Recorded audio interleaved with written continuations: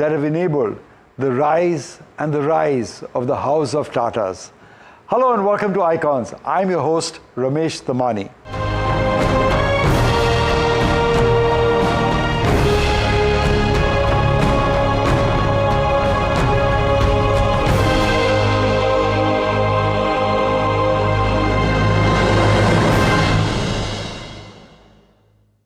Tatas, the salt to software giant, is one of the few institutions of independent India that makes us all proud. The group was founded by the late Jamshedji Tata, father of Indian industry, the greatest philanthropist of the 19th century, and a one-man planning committee are just some of the monikers used to describe him. To discuss his life, legacy, I'm joined by the authors of the book, Jamshedji Tata, Powerful Learnings for Corporate Success. Please help me welcome two veterans of Bombay House, R. Gopalakrishnan and Harish Bhat. Gentlemen, welcome to Icons. Thank you. Thank you. So nice to have you. Stephen Covey, your author, so you've read his book. He talks about the 7 traits of highly effective people, or 7 habits of highly effective people. You've dissected the Tata Group into 10 Ps. How did that exercise start, Gopalji? You know, Stephen Covey has given 7 ideas of effective people, which is at an individual level today. We were intrigued by the fact that Jamshedji Tata began his enterprises with a certain philosophy and has somehow kept that philosophy alive for 150 years. Which is unparalleled in corporate world. Unparalleled is probably the right word. I'm sure there must be the odd one, but I'm not aware of it.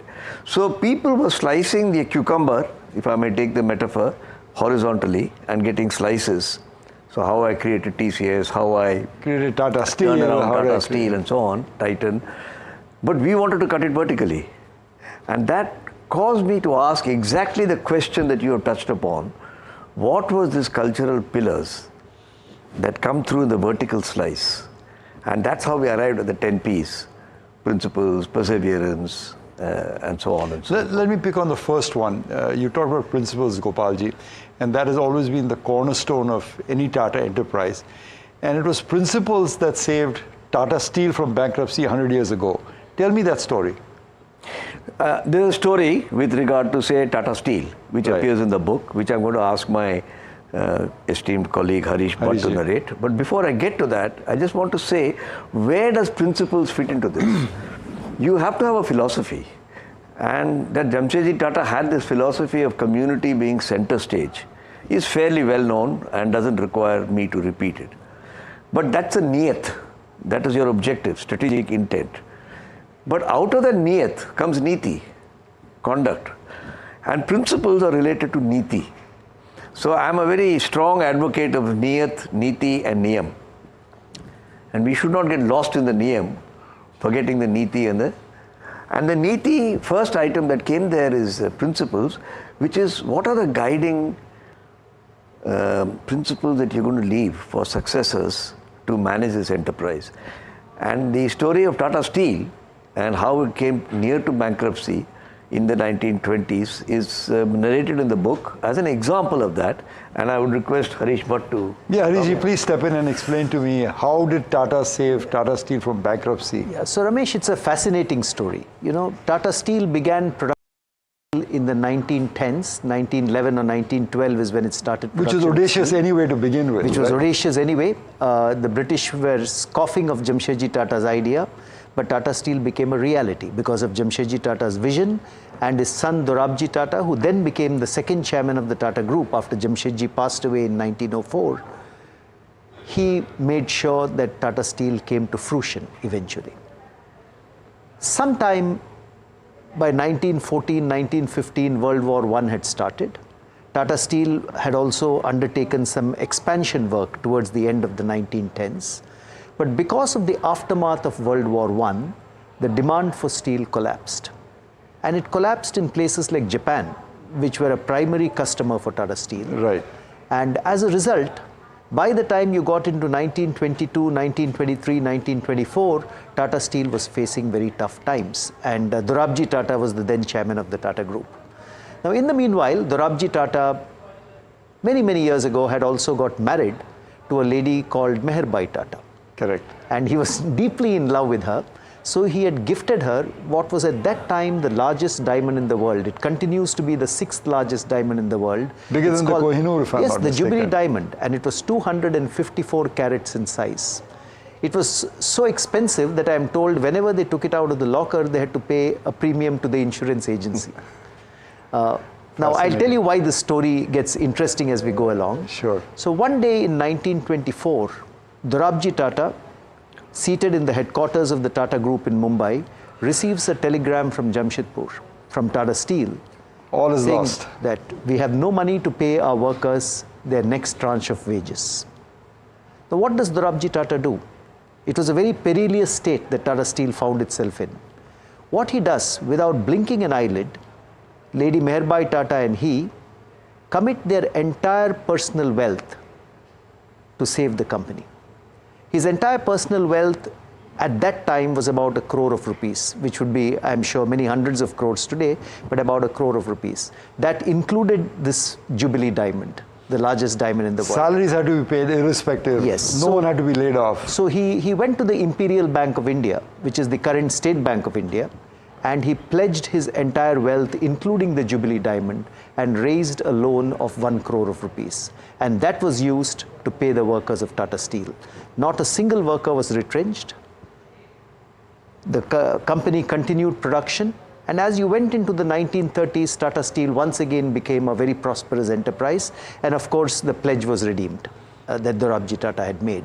But what amazes me, Ramesh, is that here is a man whose principles told him that he had to stand by the company that the Tata Group had promoted. Even though the Tata Group was not the only shareholder of Tata Steel had an IPO by 1906, 1907. It was actually the first listed company in India. Yeah. And today, if you go to Jamshedpur and if you visit the Dorabji Tata Park, what Tata Steel have done is that they've erected a large replica of the Jubilee diamond made in steel to pay tribute to this courageous decision of Dorabji Tata. Always remind them. But let me take you into this century, from 19th century to the 20th century, not to the 21st or 20th. Those same principles came at a crossroad with a company called Tata Finance, which was a dark chapter in the history of the Tatas, but ultimately its finest hour. Can you throw some light on that, Gopalji? We were all completely caught by surprise. And there were a lot of people who were very distressed. And at a particular shareholders meeting of a company called Tata Chemicals, where I was the vice chairman and I was sitting next to Ratan Tata, who was the chairman, an old Parsi shareholder got up and he said, I don't know what I'll go home and tell Frenny, because I put all my savings into this Tata Finance. I know you have the right to reject my question because this is a shareholders meeting of Tata Chemicals, but I really need to tell Frenny something. It's a very human. Absolutely.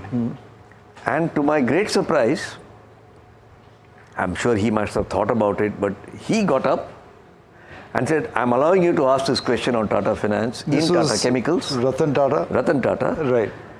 And I want to tell you that we don't know exactly what the damage is, but not one of you retail investors will suffer. That's my assurance today.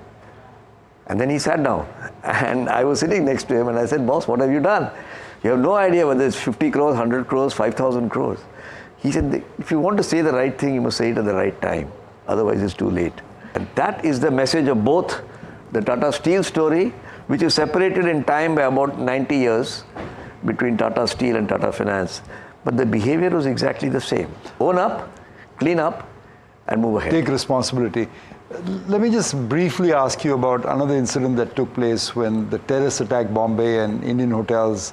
The Taj, the famous Taj Hotel, iconic Taj Hotel, was, a scene of grim crimes out there. Again, the Tatas, with the same principles, stood by the staff and the employees and the customers of the Tata hotels. Yes, I think it was a very dark day. An attack which was very dastardly in nature. I think the facts of what happened on that day are in the public domain. Many people lost their lives. Some members of the public and some employees of the Taj. But yes, I think the Tata stood by the employees, stood by the people who had lost their lives. Financially and morally. Financially and morally. There was a welfare fund which was established, Yes. which has helped rehabilitate all those families and made them come back into the public domain. Yeah, I'd just like to add a little personal overlay to the because this is in my knowledge. I'm not sure it's in the book, but it happened on a particular day, and the next morning, unbeknown to us that this is going to happen, I had a meeting at 10 o'clock with Ratan Tata. I said I must go because there were no cell phones, if I remember right, or if they were very rare. Sporadic. So I turned up at 5 to 10, and he was there. And both of us were probably looking bleary-eyed. And I said, we are not in a mood for the meeting. Why did you come? And he said, well, I had committed to you that I'll see you at 10. But I agree with you, we are not in a mood. Can we postpone the meeting? And then we broke off. You see, this is a very small point.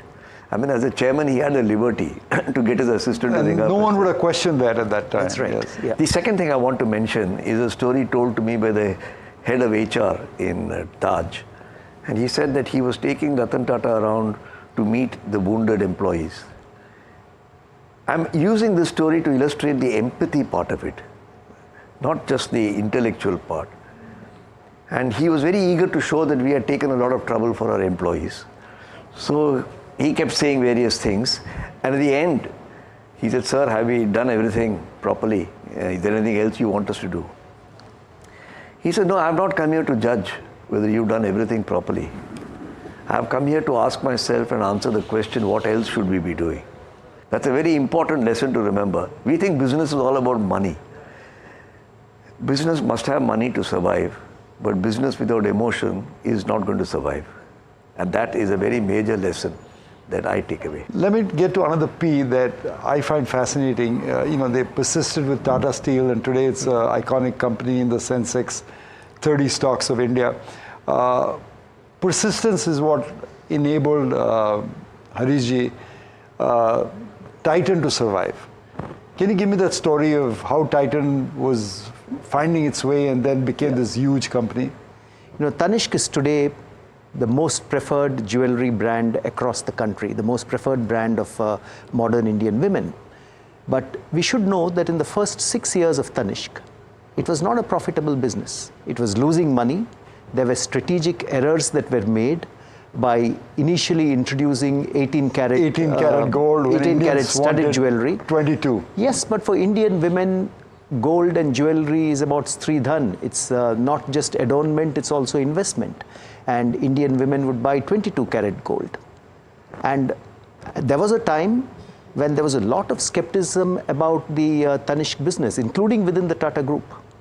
But Mr. Xerxes Desai, who was then the managing director of Titan, stood by the business. Mr. Desai has told me, I've interviewed him for the story, and he said, Harish, the market opportunity was so huge, I would let them close this business over my dead body. That's what he said. It was 50,000 crores at that time, but today it's more like 3 lakh crores. 3 lakh or 4 lakh crores is the size of the market today. So Mr. Desai stood by that because he thought the market opportunity was huge. There was a change made in the strategy of Tanishq. 22 karat gold jewelry was launched. Something called the carat meter was launched. Explain the carat meter. That's a fascinating story. So, Tanishq at that time did a survey of jewelers across the country. And they found that jewelers were not actually offering 22 karat gold as 22 karat gold. They were offering a lower caratage, let's say 17 or 18 carats. And Tanishq decided that we would offer 22 karat as 22 karat and be totally transparent about it. But now, how do you prove to the customer that 22 karat is 22 karat? And you're probably wearing a 17 karat jewelry or bangle. So what happened was that senior executives of Tanishq found a laboratory instrument called a spectrometer. If you have studied physics, you know the Fraunhofer lines of every metal. So every metal has its unique Fraunhofer line. Gold has, and lead has, and copper has, and so forth. And they found that this instrument could actually read what the purity of that metal was by examining the surface of the metal. And that became the game changer. So that laboratory instrument was brought back to India, and in a stroke of marketing genius, it was called the carat meter, and it was put into every Tanishq store. I have actually seen women come into Tanishq stores during that period of time. I used to be a junior manager in those days. They would test their wedding jewelry on the carat meter, break down and cry when they found that it was not the pure 22 karat gold that was promised. And that was a game changer.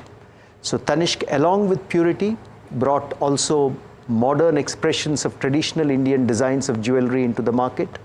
And you have seen the last 20-25 years of Tanishq, it's flourished and become the largest and the most preferred brand of jewelry today.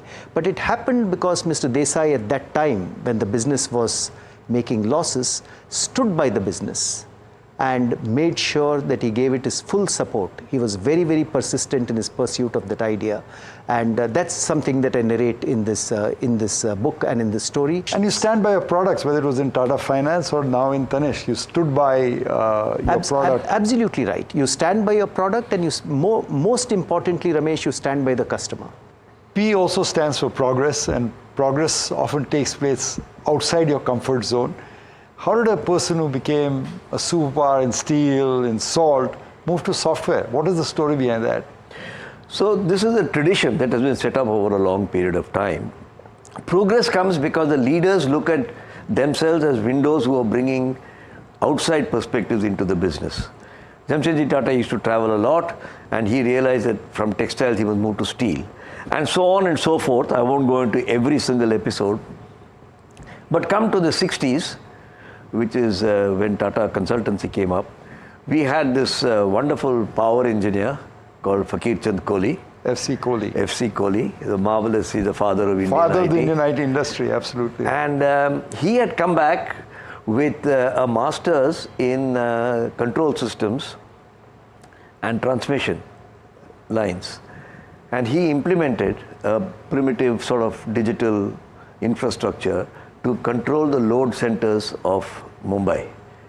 And people were impressed. And Tata Sons felt that we have a lot of data. Should we do something about it? So they asked, a number of people were involved. I'm not going into all the names. But at one stage, Mr. Kohli was requested to go and take charge of this.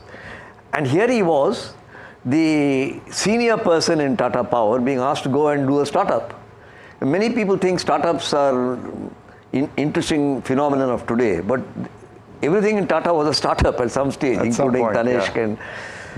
And reluctant Mr. Kohli went along, and he had certain principles which he was very happy to explain. He said, it is not worth doing business if you can't make money out of it, if you can at least avoid losing money. And gradually over the next 20 years, he built up data processing capability. And then technology and time brought their fortunes, and TCS took off. And Ramadurai, who succeeded Mr. Kohli, took it to even greater heights, and so on and so forth. So this attitude of embracing the future is what I'm trying to emphasize, that the leadership of Tata has always looked at embracing the future. Now, can you imagine a company which started as a textile company, today looking at chips? We celebrate icons. Andrew Carnegie for steel, Henry Ford for automobiles, Johan Trippe for airlines, Thomas Watson for computers. All of that is rolled into one guy. You know, another P that you didn't mention particularly, but it stands for philanthropy. And that's been almost the hallmark of the Tata Group. How has that shaped India? I mean, that philanthropy has shaped India with so many institutions. Just can you talk a little bit about that, Harishji? Yes. So, Jamshedji Tata, his driving philosophy was that the community should be center stage in the Tata Group. And his sons donated their wealth to the Tata Charitable Trusts. And it is through that the Tata Charitable Trusts are today holding 66% of the equity of the parent company Tata Sons. What this means is that 66% of the dividends that Tata Sons issues goes to the Tata Trusts, which are mandated to serve the community in different ways. And set up hospitals, institutes, and just look at what the Tata Trusts have done over the century and 25 years of their existence. There are some of the finest Indian institutions like the Tata Memorial Cancer Hospital in Mumbai, yes. The Tata Cancer Hospital in Kolkata, There is a network of cancer hospitals coming up today across the country. You would have seen the news just a couple of years ago about 7 new cancer hospitals which had been inaugurated in the state of Assam. You know, Joe Biden talks about the cancer moonshot, but Tata's thought about it 50, 75 years back. You could say that. And if you look at, the Tata Institute of Social Sciences, the Tata Institute of Fundamental Research, more recently the National Center for Performing Arts, NCPA in Mumbai, or just the fight against COVID-19 when it happened in just 2 or 3 years back. All building blocks for a good civil society.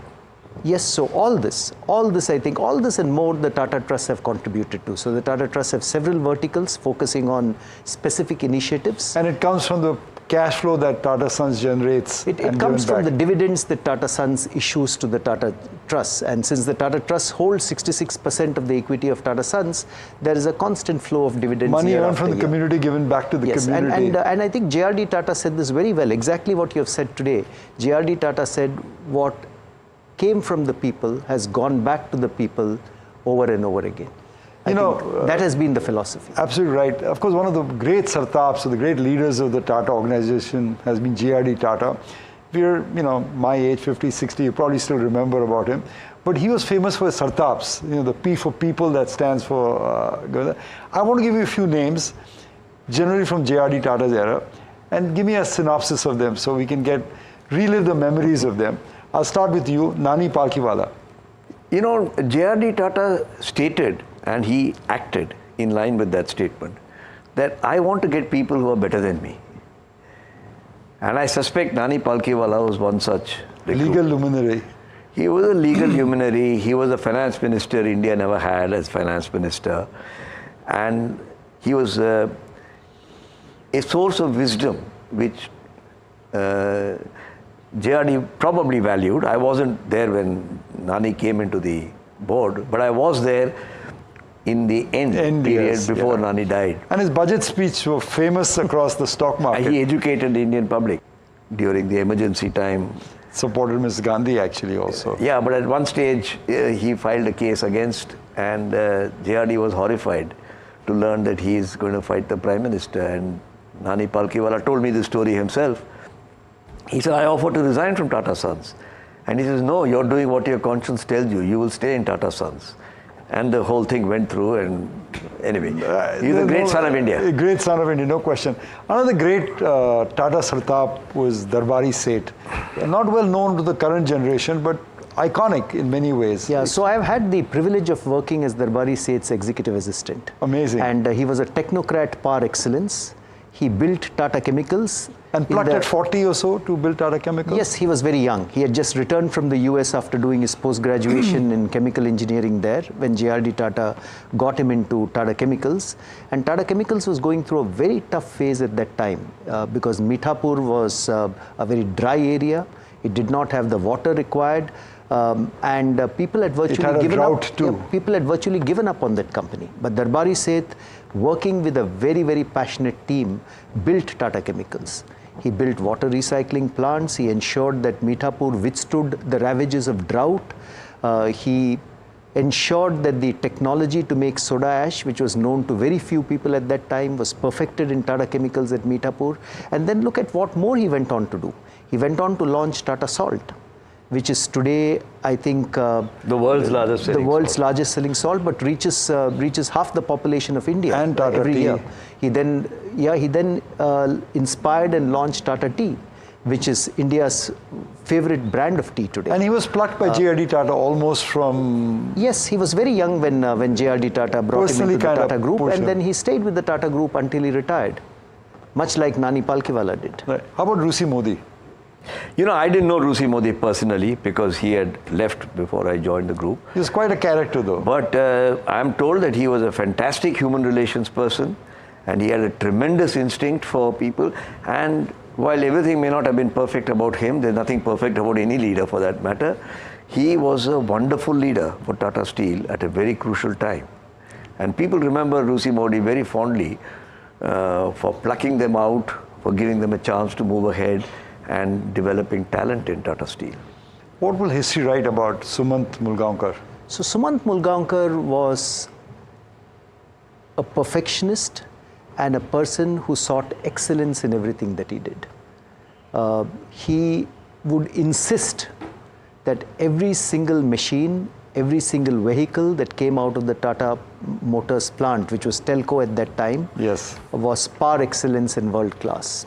When he put up the Pune plant of Tata Motors, he wanted a world-class plant that India should be proud of. But let me tell you something which many people may not know. When he put up this plant in Pune, he also spent 15 lakhs of rupees in putting up a lake next to the plant. And people asked him, Mr. Mulgaonkar, why are you putting up this lake? But he was very clear. He said that I want to return to the environment what this plant probably takes from the environment. And that lake flourishes until today. It also has a nursery, it has many Bird trees, sanctuary. migratory birds which come there. And J.R.D. Tata famously said of Sumant Mulgaonkar, he said that we did not have to, create a lake to build a truck, but we did, and I am so proud that we did that. There's a saying that sometimes men create history, and sometimes history creates men. And I think we'll keep debating that, would the Tatas create these managers or do the managers create Tata? But there's a fantastic manager and a poet called William Yeats who said this to the public: do not wait to strike till the iron is hot, but make it hot by striking it. Jamshedji Tata was such a colossus, and he did the striking for India Inc., both figuratively and literally. RIP to a true Indian icon, and many thanks to both of you for sharing his wisdom and his legacy with us. Thank you, and we'll see you Ramesh. soon on another episode of Icons. Have a great day. I'm Ramesh Damani.